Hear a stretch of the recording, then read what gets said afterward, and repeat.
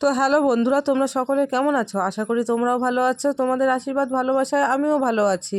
তো আজ সকালটা শুরু হচ্ছে কাজকর্ম, বিছানা নিজের ঘর থেকেই শুরু করছি। তো আজ সকালটা অনেক লেটে হয়েছে আমার।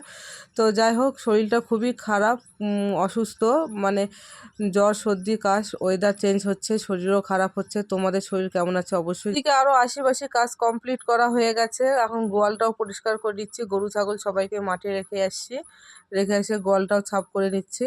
তো যাই হোক, সম্পূর্ণ বাসি সব কাজ করার পরে চান ধান করে নিলাম। চান টান করার পরে এই যে রান্নার কাজেও ঢুকে গেছি। বলছি, আর সকালে ঘুম থেকে উঠতে অনেকটা প্রচুর লেট হয়ে গেছে, সেই জন্য ঝটপট সব কাজ করতে হচ্ছে। তো আমি পাতলা করে একটু মাছের ঝোল রান্না করে নিলাম।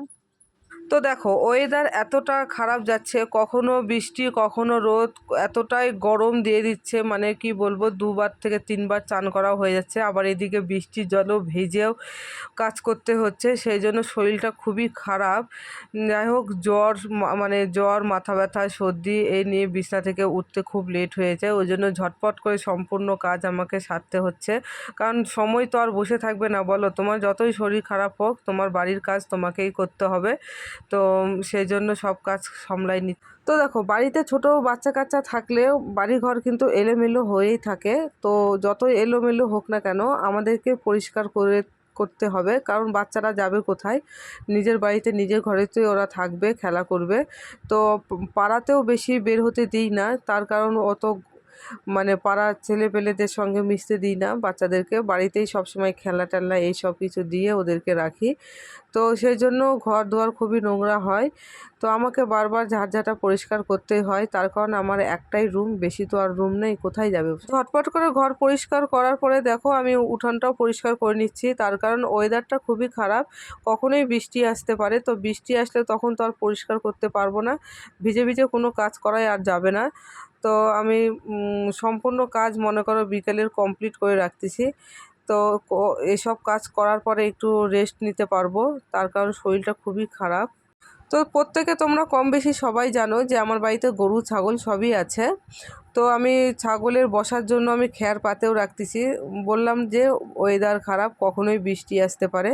তো সব কাজ আমি কমপ্লিট করে তারপর একটু যাই রেস্ট নেব। তো তোমরা অবশ্যই দেখতে থাকো। সকাল থেকে ভালোই রৌদ্র ছিল, তো আবার মেঘ ঘোলা হয়ে গেল, তার মানে বৃষ্টি আবার হবে। তো এখন বৃষ্টির সময়, বর্ষা, সেই জন্য মাঠঘাট সবই ভরে আছে প্রায়। তো গরুর খাওয়ার তো কোনো অসুবিধা হচ্ছে না, কিন্তু ছাগলের খাওয়ার খুবই অসুবিধা হচ্ছে। ছাগল ভিজা ঘাস খেতে চায় না, সেই জন্য ওদের পেটও ভরে না। তো আর গরু যেখানেই বাঁধে দেবে সেখানেই খায়ে পেট ভরাই নেয়। তো তার জন্য আমি ছাগলের জন্য একটু কয়েকটা বটের পাতা ভাঙিয়ে নিয়ে আসছি।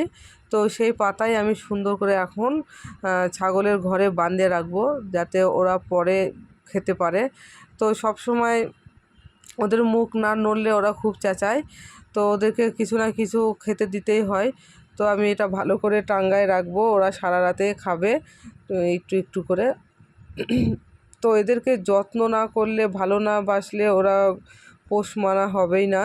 তো ওদেরকে সবসময় খাওয়ার দিকটা যত্ন করতে হয় আমাদেরকে, ওদের জন্য অনেক চরম খাটনি হয়। তো সব কাজ কমপ্লিট করার পর নিজেও একটু হাতে মুখে জল দিয়ে পরিষ্কার হয়ে গেলাম। তো পরিষ্কার হয়ে গেলাম, তো দেখো, কাজ কমপ্লিট কোনো দিনই হয় না। তো এই কাজ না ওই কাজ, কিছু না কিছু কাজ সব সময়ের জন্য লেগেই থাকে। তো তারে কাপড় চোপড়গুলো শুকায় গেছে, কাপড়টাও উঠায় রাখলাম, তার কারণ শুয়ে পড়লে যদি বৃষ্টি আসে তখন তো সব কিছু ভিজেই যাবে, সেই জন্য সব কিছু গোছায় রাখতেই হবে। তো শরীর যতই খারাপ হোক, কাজ তো তোমাকে করতেই হবে। তো সম্পূর্ণ কাজকর্ম করে একটু ঘুমিয়ে পড়েছিলাম। তো ঘুম থেকে উঠলাম, উঠার পরে মুখ হাত আবার পরিষ্কার করে আসার পর একটু চুলটাও বাঁধে নিচ্ছি, বাঁধে একটু বাইরের দিকে ঘুরবো। তো যাই হোক, তোমাদের কেমন লাগছে অবশ্যই কমেন্ট করো, ভিডিওটা অবশ্যই দেখো।